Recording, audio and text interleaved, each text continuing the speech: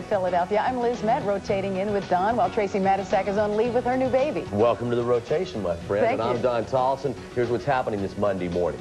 Check out that pile of pennies on your dresser. If you find the right one, that won't be a piece of chump change anymore. An expert tells us about a treasure hunt for a collectible penny. Good day, Philadelphia. Interesting stuff. And Liz, we have important medical and consumer updates. We'll look at child car seat safety. And on a hot day, we'll look at swimmer's ear. Plus, of course, from the news desk, we'll have the latest on the crash of WPVI Television's helicopter. There is a live shot. We will have updates from Steve Keeley and Fox News momentarily with all the rest of the stories of the day. But first, Jim Castillo. Jimmy?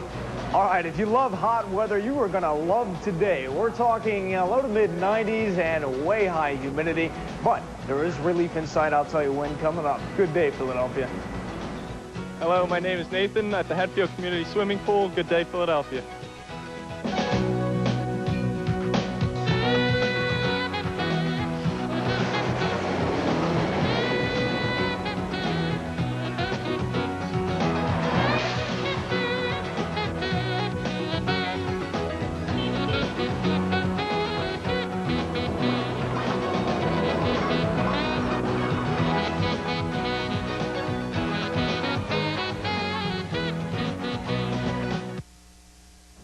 This Monday morning. Our friend Nathan there, the Good Day greeter from Hatfield. Be nice to be with him in the pool today from what Jimmy's telling us. Find water if you can. Fox News Monday morning, as we've been telling you since Good Day at 6:30 began, WPVI's helicopter has crashed at a Penn's Landing heliport. The accident happened just after 6:30 at Sterling Helicopters on Delaware Avenue. 2 people on board were injured, including longtime WPVI photographer Bob Kravitz, who is also well known as a singer in local opera circles. Kravitz is in critical but stable condition at Jefferson Hospital at this hour. Chopper 6 pilot Paul Larson, though, was not seriously injured. Our Steve Keeley joins us now with more details on the accident. Steve, you said the FAA, as they usually are, very tight-lipped, but any more speculation from observers? No speculation at all, Don, and no word yet from the pilot or the FAA about what happened. The pilot has finally just left the scene. He was walking around very nervously in the moments after the crash and until about 5 minutes ago, smoking cigarettes, talking to co-workers, but not talking to reporters. As far as the Federal Aviation investigation goes, 2 men arrived about 20 minutes after this crash. They made a brief inspection of the aircraft and then left without saying a word to reporters. They said they'd have a statement probably later on. Now we're going to look at some live pictures from Skyfox overhead right now to give you the latest scene of this crash. Helipad sits right off Delaware Avenue, right along the Delaware River, across from Camden here. This is where a lot of the news helicopters take off and land during morning hours when they need to use a center city location.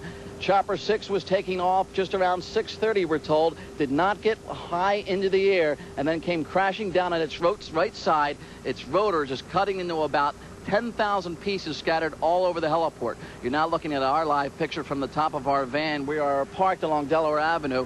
You can see not a lot of activity right now, just police guarding the scene. We're going to show you some videotape now that we shot soon after this crash happened. The pilot, as I said, has been walking around. The other person on board, cameraman Bob Kravitz, was taken to the hospital. We're told he's improving right now at a nearby hospital.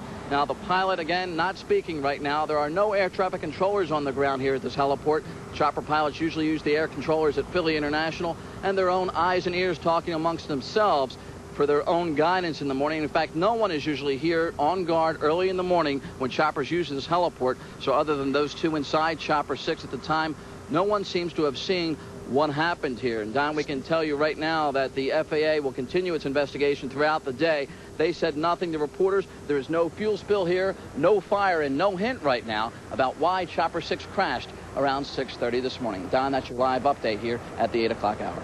All right, Steve Keeley reporting live from Penn's Landing. Late word from WPVI while Steve was on the air live there. WPVI is reporting that it was most likely a hydraulic failure that caused Chopper 6 to crash during takeoff from its heliport. Once again, the pilot, Paul Larson, not seriously injured. Bob Kravitz, the cameraman, was in critical but stable condition at Jefferson.